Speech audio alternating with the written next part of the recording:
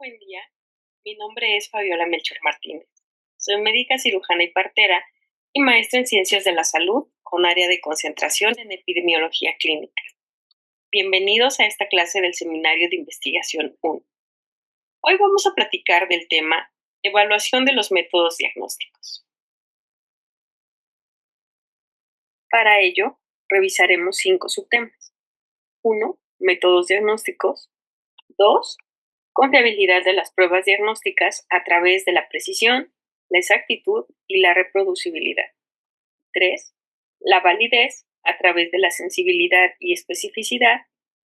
4. Valores de predicción tanto positivo como negativo. Y 5. Razones de probabilidad.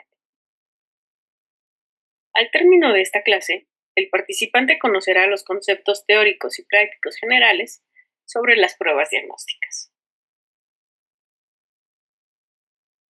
1.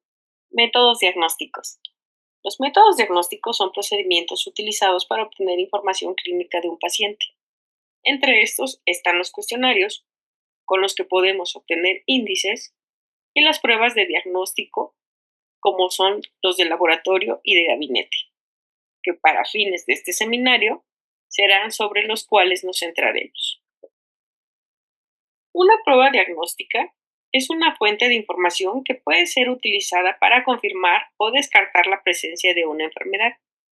Por ejemplo, las que están destinadas a la detección precoz de enfermedades y las pruebas confirmatorias. En la práctica clínica, utilizar una prueba diagnóstica ayuda a reducir la incertidumbre asociada al diagnóstico. Como lo ven en el esquema en pantalla, la probabilidad de presentar una enfermedad va de 0 a 100. Cuando el médico tiene una sospecha diagnóstica, recaba información con la anamnesis, la exploración física y la prevalencia de enfermedad. La prevalencia de la enfermedad podríamos considerarla para este tema como la probabilidad de padecer la enfermedad preprueba. Si el grado de sospecha diagnóstica es alta, cercana al 100%, el médico iniciará la terapéutica. Sin embargo, si el grado de certeza diagnóstica es insuficiente, necesariamente realizará pruebas diagnósticas para reducir el margen de incertidumbre. Estas pruebas pueden ser únicas, paralelas o secuenciales. El realizar pruebas es importante porque mientras mayor sea la probabilidad de confirmar el diagnóstico, más pronto el paciente iniciará su tratamiento. 2. Confiabilidad de las pruebas diagnósticas. La confiabilidad de una prueba es su capacidad de dar el mismo resultado si la realizamos más de una vez. Este es un requisito previo a evaluar su validez, pues necesitamos saber de antemano que una prueba es capaz de medir la característica que estamos evaluando. Por ejemplo, si tenemos mediciones repetidas con una sola prueba, pero tenemos resultados inconsistentes, esto no va a aportar nada al diagnóstico. Asimismo, si tenemos una prueba muy fiable, pero sus mediciones no son válidas, tampoco nos va a ser de ninguna utilidad. La confiabilidad la vamos a medir a través de 2 características, que son la precisión y la exactitud. La precisión es el grado de concordancia que tendremos entre los resultados ofrecidos por una prueba contra la prueba de referencia. Y la exactitud va a ser la capacidad de la prueba para distinguir entre quienes tienen la enfermedad de quienes no la tienen. Como ven en pantalla, una de las formas de representar estas 2 características es a través del tablero de dardos. Supongamos que los dardos son mediciones repetidas de una prueba y el centro del tablero es la característica evaluada. Si lanzamos los dardos y atinamos al blanco, como ven en el diagrama que está en el extremo izquierdo, seremos precisos y exactos. Si en nuestro segundo intento todas nuestras mediciones dan, por ejemplo, en el cuadrante superior derecho, seremos precisos pero inexactos. En el tercer intento, todos nuestros dardos dan en el aro que rodea la diana. Esto quiere decir que somos imprecisos, pero somos exactos. Y si en nuestro cuarto intento todos nuestros dardos dan en cualquier parte del tablero, seremos imprecisos e inexactos. El tercer elemento a considerar en la confiabilidad de las pruebas es la reproducibilidad. Y esta es la capacidad de la prueba para ofrecer los mismos resultados cuando se repite su aplicación en circunstancias similares. Aquí tenemos que hacer evaluación de la variabilidad y esta la tenemos que considerar en tres vertientes. Primero, la biológica, que es inherente al hecho observado. La segunda, del observador, que puede ser intra e interobservador. La intraobservador es cuando un solo investigador hace diferentes mediciones, tenemos que considerar que entre ellas puede haber cierto grado de variabilidad que tenemos que medir. E interobservador es cuando son dos investigadores o más los que hacen estas mediciones. Entonces tenemos que ver cuál es la correlación que existe entre estas observaciones. Y finalmente, la variabilidad de la propia prueba. El abordaje de la variabilidad se hará de acuerdo a la escala de medición de la variable. Por ejemplo, si es dicotómica, se podría hacer un índice kappa, y si es continua, se utiliza el coeficiente de correlación intraclase. 3. Validez. Aquí necesitamos considerar que todas las pruebas diagnósticas manejan algún grado de error, que necesitamos conocer para poder asumirlo. Para ello, debemos conocer cuál es la validez de la prueba, es decir, cuál es su capacidad para identificar correctamente a las personas que tienen una enfermedad de aquellas que no la tienen. La validez tiene dos componentes, la sensibilidad y la especificidad, y necesitamos pensar estos dos términos en probabilidades. Por lo tanto, la sensibilidad es la probabilidad de que un sujeto con la enfermedad sea identificado correctamente por la prueba, mientras que la especificidad es la probabilidad de que un sujeto sin la enfermedad sea identificado correctamente por la prueba.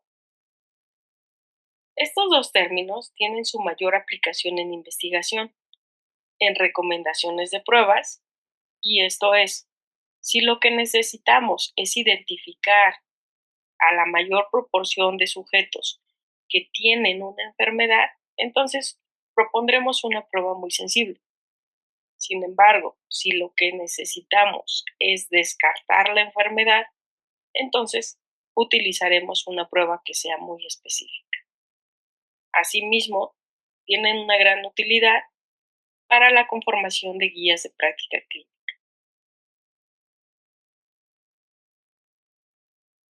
¿Cómo se calculan estas probabilidades? Bien, se hace a partir de tablas de 2x2, como lo pueden ver en la pantalla, y ya es una convención establecida que la condición de enfermedad y no enfermedad esté en las columnas, mientras que el resultado de la prueba, positivo o negativo, esté en las filas. Por lo tanto, el cruce enfermo con una prueba positiva será un verdadero positivo y la casilla será la A, mientras que el no enfermo con una prueba positiva será un falso positivo y la casilla será la B. El enfermo con una prueba negativa será un falso negativo y la casilla es la C, mientras que el no enfermo con una prueba negativa será un verdadero negativo y la casilla será la D. Siguiendo esta notación, la fórmula de la sensibilidad es A entre A más C por 100, es decir, el verdadero positivo entre el total de enfermos por 100, mientras que la de la especificidad es verdadero negativo entre el total de no enfermos por 100. La multiplicación por 100 es solamente para darle el término de probabilidad. Por lo tanto, las pruebas diagnósticas que son muy sensibles nos van a ayudar a detectar a la mayor parte de sujetos con enfermedad y nos darán pocos falsos negativos. De esta manera, cuando una prueba tiene alta sensibilidad, un resultado negativo prácticamente descarta la enfermedad. Las pruebas más específicas nos van a descartar a la mayor parte de sujetos sanos y por lo tanto nos van a dar pocos falsos positivos. Así, una prueba con una alta especificidad nos dará que un resultado positivo nos va a confirmar la enfermedad. Tanto la sensibilidad como la especificidad tienen que acercarse al 100 como un valor ideal. Sin embargo, es aceptable a partir del 80. Es importante tener en cuenta que estos dos términos guardan una relación inversamente proporcional. Como lo pueden ver en la pantalla, a mayor sensibilidad será menor la especificidad y a mayor especificidad será menor la sensibilidad. Asimismo, es importante recordar que la sensibilidad y la especificidad no van a variar con la prevalencia de la enfermedad. Ahora hagamos un ejercicio para calcular la sensibilidad y la especificidad en datos figurativos de 1000 pacientes. De estos, tenemos que 625 enfermos tuvieron una prueba positiva. Siguiendo la fórmula, este número será dividido entre el total de enfermos, es decir, 671, y lo multiplicaremos por 100. De esta manera, tenemos que la sensibilidad es del 93.14%, mientras que en la especificidad tenemos que 277 no enfermos tuvieron una prueba negativa, que serán divididos entre el total de no enfermos, 329 sujetos, y lo multiplicamos por 100. De esta manera, la especificidad es del 89.19%. De acuerdo a estos resultados, tenemos una prueba perfecta. Sin embargo, la sensibilidad es más alta, con el 93.14%. ¿Esto qué quiere decir? Que tenemos pocos falsos negativos. Por lo tanto, en estos sujetos podemos estar plenamente tranquilos de que podemos descartar la enfermedad.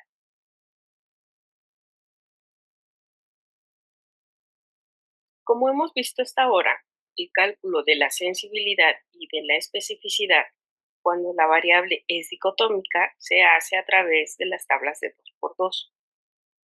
Sin embargo, si nuestra variable de interés es continua, podemos utilizar las curvas características operativas del receptor, también conocidas como curvas ROC. Estas curvas son la representación gráfica que relaciona la proporción de verdaderos positivos con los falsos positivos para los diferentes posibles valores que tome nuestra variable continua. ¿Y cómo la construimos? Pues a partir de una gráfica de dispersión, en cuyo eje Y se corresponda a la sensibilidad y en el eje X se corresponda al complemento de la especificidad. Y esto es para todos los diferentes posibles resultados de nuestra prueba diagnóstica. Como pueden ver en la pantalla, en la gráfica hay una línea verde que va del extremo inferior izquierdo al extremo superior derecho, que es conocida como la diagonal de referencia o línea de no discriminación. Y esta es la representación teórica de una prueba diagnóstica que no discrimina enfermos de no enfermos. Por lo tanto, esta distribución idéntica nos va a decir que son los mismos resultados para ambos grupos y por lo tanto no nos es de utilidad. Mientras más se acerque los resultados de nuestra variable continua a esta línea de no discriminación, nos indica que es menos útil nuestra prueba. o que prácticamente no nos sirve. Mientras más se aleje, ya sea teniendo una mayor sensibilidad o acercándose al mayor punto de especificidad, nos quedará decir que mejor es la prueba para la discriminación de enfermos de no enfermos. Pero entonces, ¿cómo podemos saber cuál es el punto de corte que discrimina mejor a estos dos grupos? Pues bueno, es aquel punto que alcanza la mayor sensibilidad y la mayor especificidad al mismo tiempo. ¿Y cómo lo vamos a escoger? Pues bueno, esto depende del objetivo clínico que tenga la prueba, pues la elección del punto dependerá si queremos privilegiar a la sensibilidad sobre la especificidad o viceversa.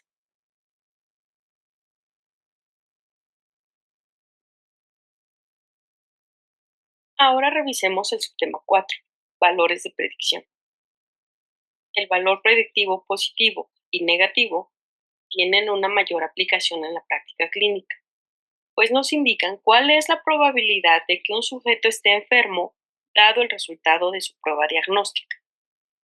Por lo tanto, el valor predictivo positivo es la probabilidad de que un sujeto esté enfermo dado que tiene una prueba positiva, y el valor predictivo negativo es la probabilidad de que el sujeto no esté enfermo dado que tiene un resultado negativo de su prueba. El cálculo de las probabilidades del valor predictivo negativo y positivo es similar al cálculo de probabilidades de la sensibilidad y de la especificidad. Para esto se sigue la misma convención. La condición está en las columnas y el resultado de la prueba está en las filas. De esta manera, el cruce entre enfermo con prueba positiva nos dará un verdadero positivo. Los no enfermos con prueba positiva nos darán un falso positivo y estará en la casilla B.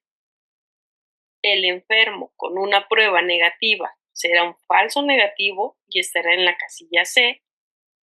Y el no enfermo con un resultado negativo en su prueba será un verdadero negativo y esté en la casilla D.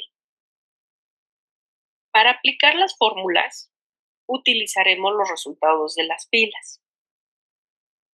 Por lo tanto, el valor predictivo positivo serán los verdaderos positivos entre el total de positivos de la prueba, y el valor predictivo negativo serán los verdaderos negativos entre el total de los negativos de la prueba.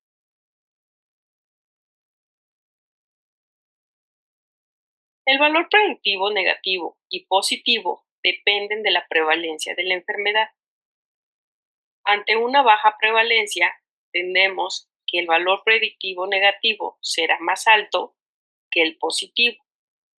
Y este resultado negativo en una prueba nos otorga una mayor probabilidad para descartar la enfermedad, a diferencia de un resultado positivo para confirmarla. Ante una alta prevalencia, tendremos un mayor número de valor predictivo positivo y menor para el negativo. Por lo tanto, el resultado positivo de una prueba nos dará una mayor probabilidad para confirmar la enfermedad a comparación de un resultado negativo para descartarla. Es momento de hacer el ejercicio de cálculo de probabilidades.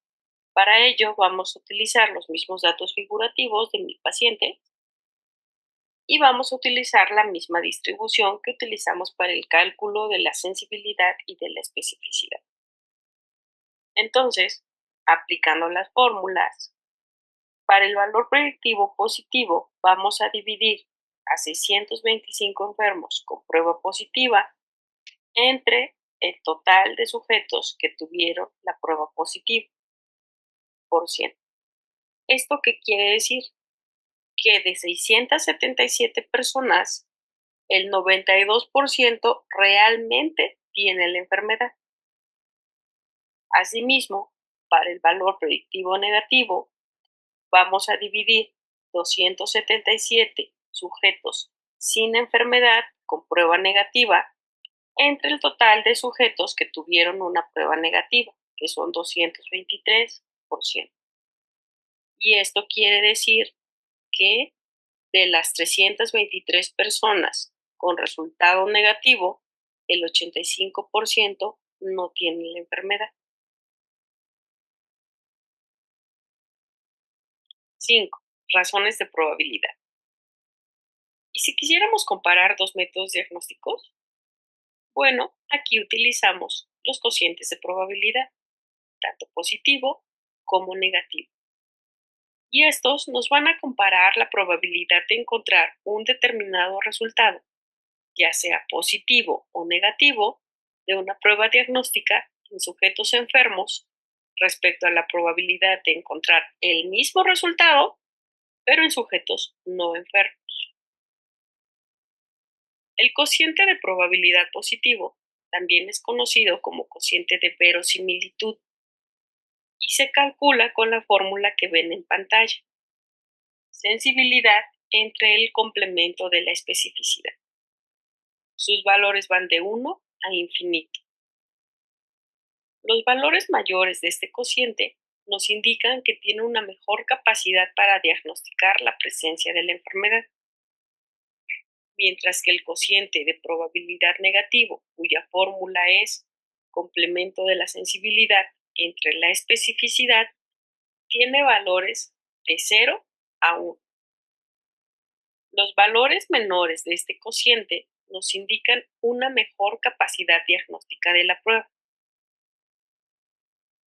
Pero, ¿qué pasa si encontramos un cociente de probabilidad igual a 1?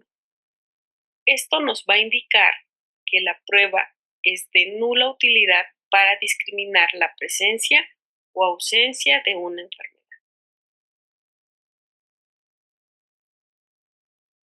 Por llegar a este punto de la presentación, aquí les dejo el dato extra. La declaración STATE es una lista de elementos que podemos utilizar como herramienta para saber que un estudio de precisión diagnóstica contiene la información necesaria. Y pueden abundar en el tema en la página que está ahí escrita. Gracias. Nos escucharemos más adelante en otra presentación. Y aquí les dejo algunas referencias para que puedan seguir abundando en el tema.